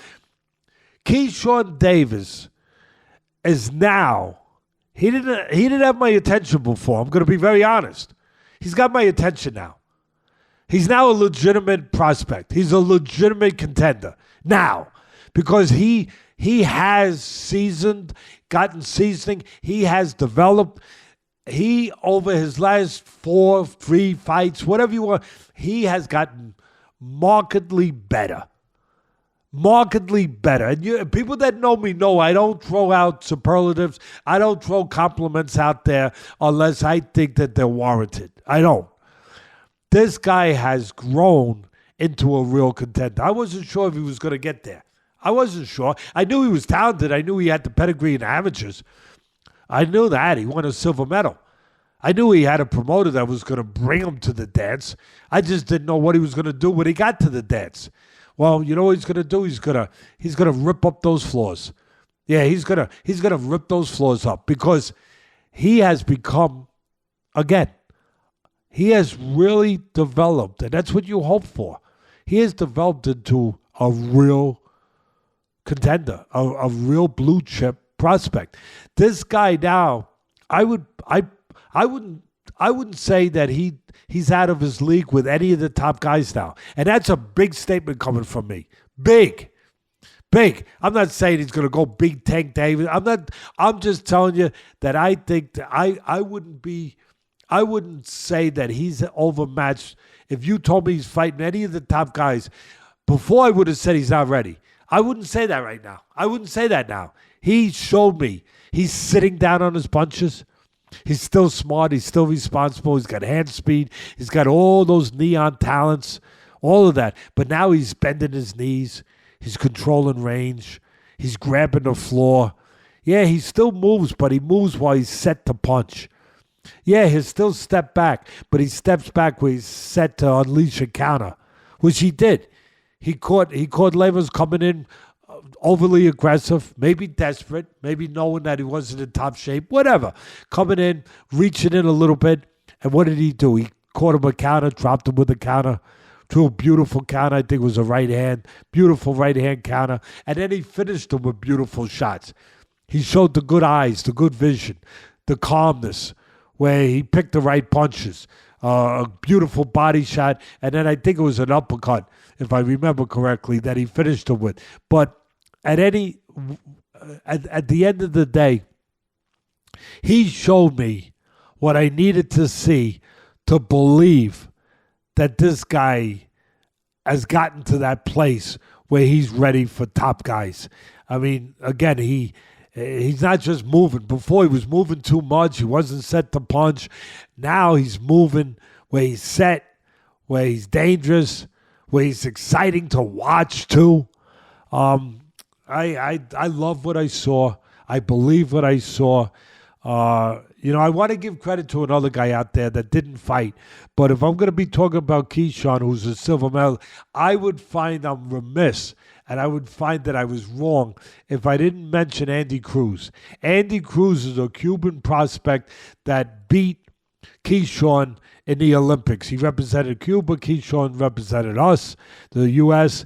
Keyshawn won a silver. Andy Cruz won the gold. Andy Cruz is kind of, I don't know if he's not getting the attention that Keyshawn's getting. I don't know if that's fair to say. Maybe it is, but he's also got a top promoter too. I think it's Eddie Hearn that has him, but I just want to make sure that I at least mention him because he also is a guy to watch. I'm not trying to be a matchmaker and set up, he's got to fight him like a promoter would do. No, I don't have a dog in a race. I don't have a horse in a race. But I'm just saying that Andy Cruz is also a guy that they're fighting pretty good guys already in a short period of time because he does have that pedigree. He does have that talent. He can step up already. I think that, I don't know if they have a rendezvous in the future. At some point, it wouldn't be for a while because both guys would have to get to where they have to get to first to make that kind of fight worthwhile. But I just want to mention Andy Cruz, a guy to watch too. But Keyshawn Davis, he got me in his club. He got me in his club to believe in him. So I think it's a pretty good breakdown of all those fights. Now we got to do a few quick previews, right, Ken? Yep. All right, let's get into it. We'll start with let's start right from the top. Mike Tyson, Jake Paul. Interesting fight, young versus old, experience versus inexperience. I don't know, interesting and entertaining, if nothing else. What are you looking for in that one, and what are your thoughts? Well, first of all, it's not too often you can say there's a 30-year age difference, okay? So there's a 30-year age difference. All right, that's number one, 28 versus 58. All right, look, one guy was a great fighter. The other guy, give him credit, hate him, love him. Give Paul credit. He came from the YouTube place. He had a vision. He's realizing his vision. He's putting it. He's taking his he's taking his thoughts and he's putting them on canvas. He's speaking truth to them. He works his butt off to become the best fighter he can become. He's not disrespecting the sport. He's smart. He's a great business guy. Yeah, he picked spots to fight guys. Yeah, he lost to Tommy Fury in a competitive fight. But, he picked older UFC fighters to fight. But there was risk. There was danger. He fought real fighters. Yeah, they were older. Yeah, some of them were small. But there was risk. He could have got hit. He could have got hurt. There was risk. He did go out. He did train hard to respect the sport. He's done it. And now, look, he's making a lot of money. And he's been brilliant. And now he took this thing to Netflix. And he's been a brilliant businessman. Give him credit. Tyson, of course, one of the great heavyweight champs. Now he's doing one of these events. I don't know how you call it a pro fight when it's not pro rules. You know, you got 2-minute rounds instead of 3-minute rounds. You got 14-ounce gloves instead of 10-ounce gloves, but they're still saying they're going by pro rules. But those aren't pro rules. All right, but whatever. At the end of the day, all I can say is, and I have no reason to think anything towards what I'm about to say, other than my belly tells me, I wonder if it's legit. I think all of the stuff that Paul's done has been legit. I never wondered that. Never thought, is it I'm just wondering if this is going to have a WWE, edge to it or touch to it, where it's preordained, where it's scripted. I have no evidence to tell me it is. None. But I still wonder if it's legit. I think Tyson could be very dangerous for the first round. I mean, if he comes out there and still throws and stuff, the way that we saw these short videos, and they're short videos. Yeah, they're good promotional, they're short. And we don't know who he's in there with. And they look good. They're supposed to look good. That's why they put them out. They wouldn't put them out if they didn't look good. And I'm not pouring water on it. It's nothing. No, I'm a pro. It's not this, it's not that, it's sour grapes. That's stupid if people say that about me at this point in my life. Really. No. Tyson's tremendous. He deserves to make money. It's a money grab. Hey, there's plenty of money grabs out there. They earned the right to do it. If people are going to buy it, they earned the right to do it. They're going to make money. It's a pioneer move. It's on Netflix. First time a fight on Netflix. All of that stuff, right? All that jazz. If it's legit, Tyson could knock him out in the first round. Well, hang on. Speaking of money grab, let me give you the lines before we talk about predictions. Mike Tyson, for our friends at MyBookie, and if you're going to wager on the fight, please go to mybookie.ag and use the promo code ATLAS. They'll give you a 50% credit on your first deposit up to $1,000. So you deposit $2,000, they'll give you $3,000 to gamble with, an extra grand. Gamble responsibly. If you're not a gambler, please don't start. But if you do gamble and you care to make a wager, this is where I would suggest you do it. Jake Paul minus $220. Mike Tyson plus 175, sorry. Plus 175 on Mike, minus 220 on Jake Paul. Let me see if they got any prop bets for you. Will the fight go the distance? Yes, plus 240. No, minus 200. All right, first of all, here's the first thing. When's the last time that Mike Tyson was a big underdog, 2-1 underdog? It's been a long time. I mean, I know at the end of his career, he obviously was faulted a lot, fell off a lot. But, hearing Mike Tyson and you're getting money is probably going to make a lot of people think about taking him. And I get it. Because, again, you're talking about Mike Tyson used to be Iron Mike Tyson, right? Like they like to coin the phrase, baddest man on the planet at one point. And he's getting odds against a guy who 5 years ago was a YouTuber. I mean, people are going to say, yeah, give me whatever you can give me. Give me what you can. But having said that, there's a reason why these bookmakers are very good. They're very smart. And we love MyBookie. Again, bet responsibly. Don't bet if you don't have extra money to bet, to throw away, so to speak. Don't take away from your family. Don't take away from things that are much more important than putting down a bet. If you have extra, beautiful. Go ahead. But MyBookie does it as good as anyone. Obviously, we have a good relationship with them. I think that a lot of people, they hear that Tyson's getting it, they're going to take it. For me, they're smart. They know what they're doing. Their ears are to the ground. I'm not going to take Tyson, even with the incentive to want that they telling you to take him. So we'll give you 2-1, whatever the odds were that you just said. They're telling you to take them. It's kind of like when you see a football game, Ken, and it's like you see a line that don't seem right. And it's like They're begging you to go that way. They're begging you to go that way. Like, it's too good to be true, right? And what do? You go the other way because it's too good to be true. I'm kind of looking at that. Forget my boxing acumen right now. Just on that, I would say I would go with the Paul before I would go with Tyson. Just on that. But having said that, I'll follow up on what I said initially. I think that if it's legit, and that's the whole thing. I don't know if it is. But if it is, and they're both going out there trying to win, I think the early part of the fight, there's a chance that Tyson knocks him out. So I put it this way for the people out there that want to risk a peanut or two. If you like Tyson, take him early. Take the under. This way, either way, you got the under. Because if he's going to win, it's going to be early. I think it's going to be early. Guy's 58 years old. You don't need Teddy Atlas to tell you. He's probably got a better chance early to blitz Jake Paul and catch him with something early. So that would be the direction I'd go with that. And as far as just analyzing the fight and finishing with that, if I'm in the corner of Paul, and it's legit. Again, I got to say it again because I don't know. If it's not a WWE thing, and I don't know. I don't know it is. I don't know it's not. We're going to find out.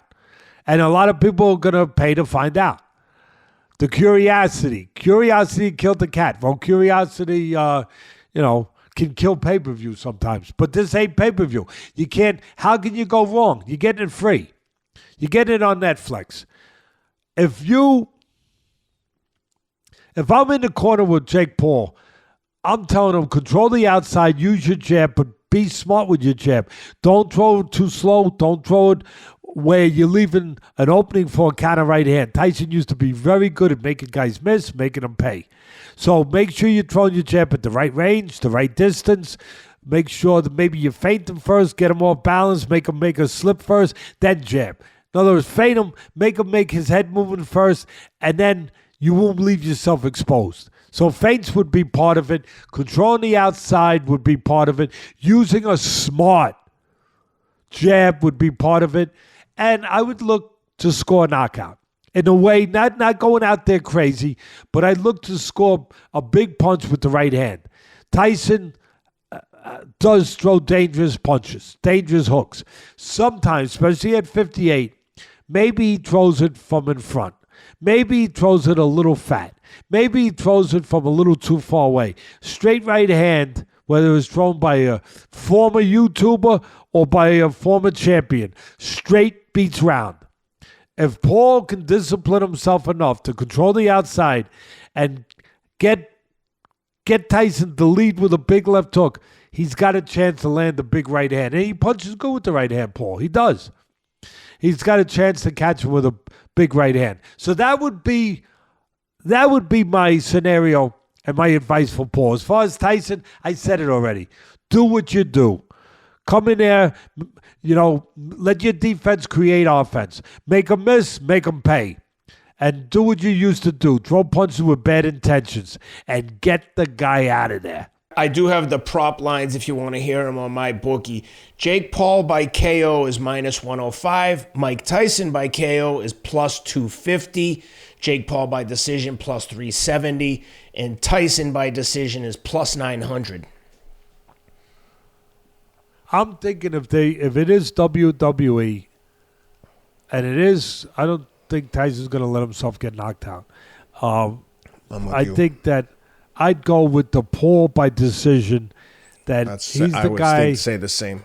Kind of like with the wrestling scenarios, there's always the one guy that they pick, to win and pick for reasons. Whatever the reason is, to win, to go forward. To have more paydays, to have other matches. So I would think that it would be Paul that they would be picking. But then again, I've never been in this scenario before where I had to actually decide against a 58-year-old former world champion and a 28-year-old who's been boxing for a couple years. So that's the way I would go with that. Danger early. And then after that, I would look for Paul to have a good chance to, to control the beast, to tame the beast. The one thing that Mike should definitely be doing in preparing this fight, being an older athlete myself, is be taking your Athletic Greens. Athletic Greens is the all-in-one green drink. It's like an insurance policy for your body's health and immune system, especially when you're traveling or putting your body under stress, big training blocks.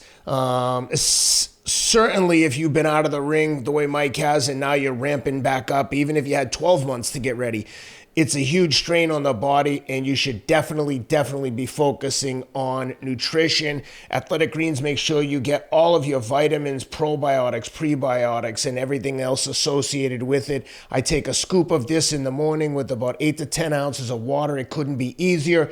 It's the one supplement I would never skip. Go to athleticgreens.com/Atlas to get 10 of these free travel packs with your first purchase.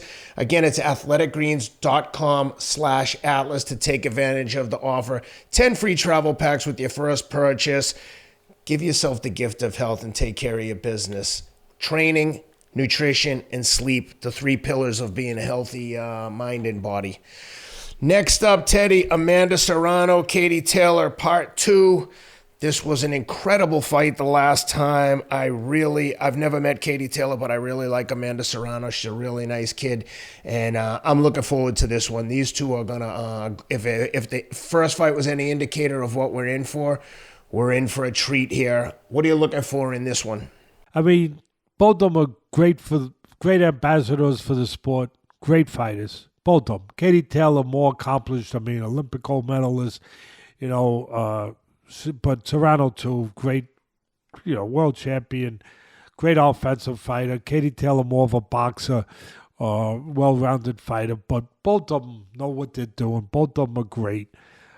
First fight was iconic. I mean, how often do you say that about a women's fight? But it was just unbelievable. It was great, and it was the first time ever at Madison Square Garden where a woman's fight headlined at the Garden was the main event. So it made history.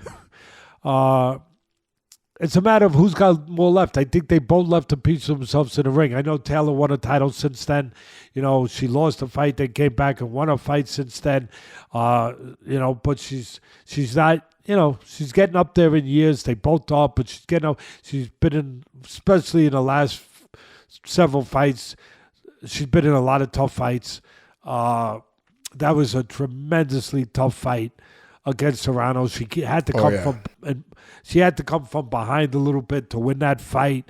She did it with counterpunching with the right hand, counterpunches, picking spots, using her legs a little bit. Again, that's the best way I can really properly analyze this, is that who's got more left.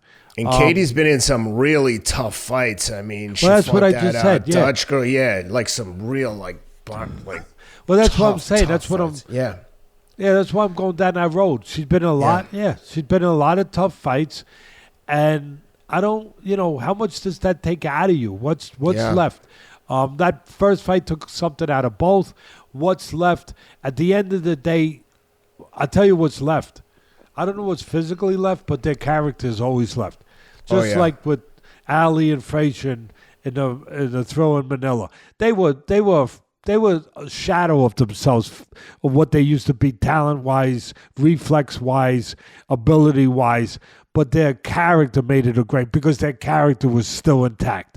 And it made it more barbaric, it made it more brutal, but their character was still there. And that's what made for the guy. These two, still their characters there. No matter what, they might miss a step here, a step there, their character will still be there. At the end of the day, if I have to, I think it's a very tough fight for both. Let me give you the odds first. The odds on this fight for the folks at MyBookie, again, go to mybookie.ag and use the promo code Alice for a 50% credit, ATLAS. All right, Katie Taylor, slight favorite, -150. Amanda Serrano, +115. And then we got the over-under, over 8.5 is -800, under 8.5, +420.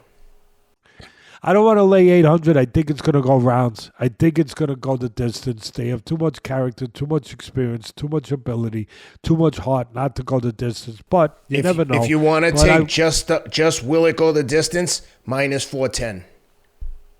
Yeah, I don't want to lay. I don't want to lay 400 or 800. It's a lot to lay. I'm thinking about people out there.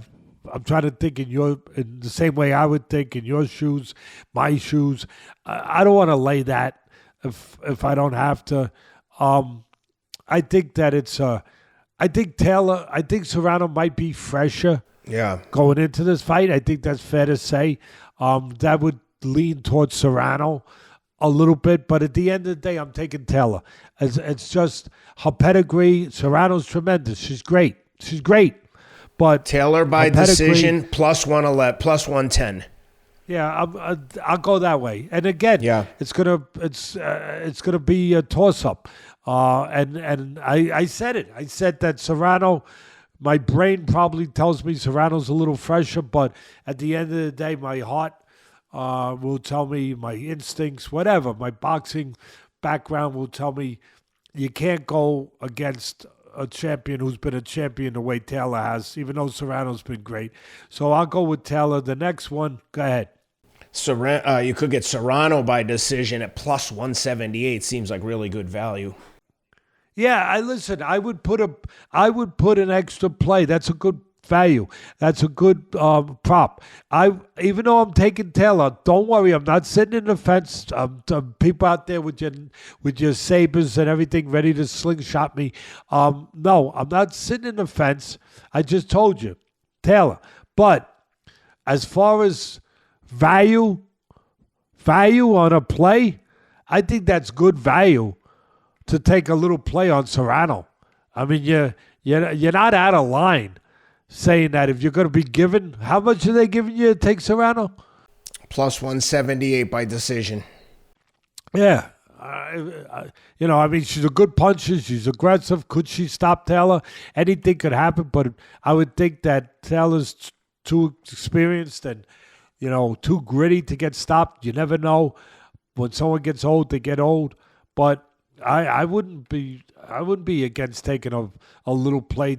You get back 170 on Serrano.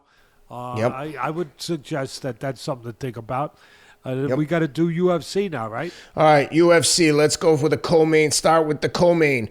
Michael Chandler, Nashville native and one of my neighbors, back in action against the ever-ready Charles Oliveira. Chandler is plus 194. Charles Oliveira, minus 255. Wow, that seems like a wide line. I mean, I think they're underestimating massively Chandler there. I don't know that I would pick him to win, but plus 194? I mean, Michael Chandler, until losing to Dustin and whoever else he lost to in the UFC, he was a friggin' wrecking ball. He was killing everyone. But no one cares about what I think. What do you think? What are you looking for in this one? Well, this is a rematch, Ken. This is a rematch. Yep. So I get it. I understand why they're saying that, because Oliveira did beat him, did stop him in the first fight. Listen, one thing about Chandler, he is fun to watch. They both are. They're both. Yeah. But Chandler, that guy is a seek and destroy missile. He's a kamikaze pilot. To his what do you call it? To his fault. To his disadvantage quite often, where he's just coming in there to get you, and sometimes it does work against him. One thing, he's lost fights in the UFC. We know that, but he's lost to only the top guys. Yep. Only the top. This guy, since he came over to the UFC a few years ago, he has fought nothing but the top guys, and he gives his all, and he's explosive, and he has his moments. Even if he loses, he always has his moments. He had his moment in the first fight with Oliveira where he hurt Oliveira, where he caught Oliveira going back striking. Oliveira is maybe the greatest UFC submission artist of all time. And so you don't want to be on the mat with him for the most part. For the most part, Chandler got put on the mat in the first round with Oliveira in their first fight, and he got out of it, and then he won the last part of the round in the first round where he hurt Oliveira. He caught Oliveira going straight back with a big left hook. He hurt Oliveira, but Oliveira, if you don't finish him, you might have a problem. And he wasn't able to finish him. And then the second round, what happens? Chandler's striking with him. Oliveira is so well-rounded. Yeah, he's unbelievable on the mat, but he can strike. He caught Chandler doing one of the big don'ts, one of the no-nos in my gym. In any gym, I would hope, but definitely in my gym. You don't pull straight back in front of a guy. Oliveira caught him with a big left hook pulling straight back, and then Oliveira did something that Chandler wasn't able to do. He finished him. He stayed on him, and he hit him with the right hand behind it. He stayed on him. He finished it. So can Chandler mentally and physically turn things around in this rematch after he got stopped? I'll tell you one thing. He'll do his damnedest. Oliveira's getting older. They're both getting old. I think Chandler's actually older than Oliveira. I think he's 38. Oliveira's 34. You could confirm that for me if you don't mind. But yeah, he's 38. At the end of the day, they're both getting older. I'm going to go with pedigree. I'm going to go with Oliveira. He's one of the greats. I'm going to go with him. I'm going to go the only way that you wind up beating Chandler. There's only one way. You either knock him out or submit him, or he knocks you out, submits you, because he is that kamikaze guy. So I'll go Oliveira at some way where the fight's not going to finish. I guess that was my point. I knew he had lost to Oliveira, but I thought it was like like you said, there were moments he had. I just don't think that line seems super wide. And to your point, every fight it was years ago. It was 3 years ago. Yep. Every fight that he's had in the UFC, he fought Dan Hooker. He got performance of the night. Then Oliveira, then Gaethje, fight of the night. Then Tony Ferguson, performance of the night. Then Poirier, fight of the night. So like every time he's in there, it's, has to do with something with either performance or fight of the night. So you're going to get excitement there. But let's get down to the big one, the one that everyone's looking forward to, myself included. Jon Jones, the legend, living legend, arguably one of the best to ever do it, is back in action at heavyweight this time. He's taking on Stipe Miocic. Jon Jones is a huge 725 favorite, minus 725, plus 450 on Stipe. Over 1.5 rounds, minus 165, under, plus 121. Could be a quick one. What are you looking for in this one, and who do you like? I'm going to be there. I'm going to be working for ESPN, so I'll be covering that fight with all the great people out there, all the great UFC former fighters and UFC commentators now. They really do have the best. So, and also my dinner is, my foundation charity fundraiser is a week later. And actually, Teddy, before you go on, let me just tell everyone, if you want to come hang out with me and Teddy, or just Teddy, and you don't want to see me, I'll be there anyway. Thursday night, the 21st, in New York City on Staten Island. Rob will be there, our man Sam. The whole team will be at the Dr. Atlas Foundation dinner. Tickets available online. Please come and see us. It's for a great cause. If you can't make it to the event, you can always go to the website and make a donation. We would appreciate it. Teddy does a lot of great work for the people of Staten Island, and this is your opportunity. And beyond, it's not just for Staten Island. We help people wherever the need is, Yep. Across the country, whatever. But we don't do any more than anyone else or any less. But that's right. Chael Sonnen, who of course was a great UFC fighter, and he's a great commentator. Him and Anthony Smith, one of the toughest veterans in the UFC history, Lionheart Smith, they're both coming in. They're both coming in for the dinner. So I'm very, very happy. And I also invited Dana White, and who knows, he's very busy, obviously, but who knows, maybe he'll bless us with his presence too. But I am blessed. I am blessed with all the people that come. We get 1,000 people. It's been 28 years. Hopefully, God willing, we'll get 1,000 people again. We're expecting between 30 and 40 celebrities, people like Tony Dancer, and just all the. I mean, there's so many. Liev Stryper, the great actor, from Ray Donovan. He's going to help us raise money. And Chaz Palmentier from the iconic movie Bronx Tale, he's going to be there to help. Tracy Morgan comes every year. I don't know if he can make it this year. But anyway, we are blessed that we have people that come to help us, help others. Look, Jones is called the GOAT for a reason. You called him legendary. You called it right. He's a living legend. He's getting older. They all are. He's 38. I believe he's 38, but Miocic is 42. Miocic's got a lot going against him. First of all, he's fighting a guy that a lot of people call the GOAT. So that's a big thing to go. You're fighting a guy called the GOAT.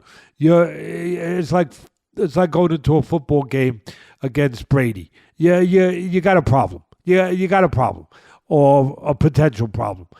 That's number one. Number two, Miocic's 42. That's another problem.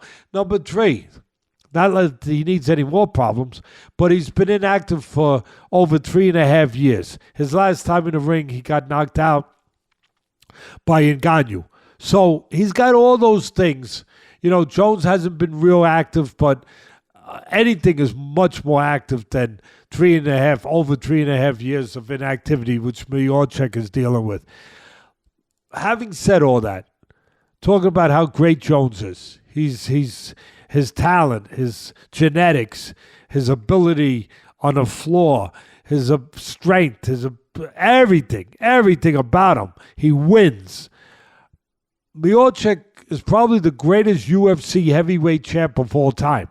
So we shouldn't sleep on that. He's a good striker.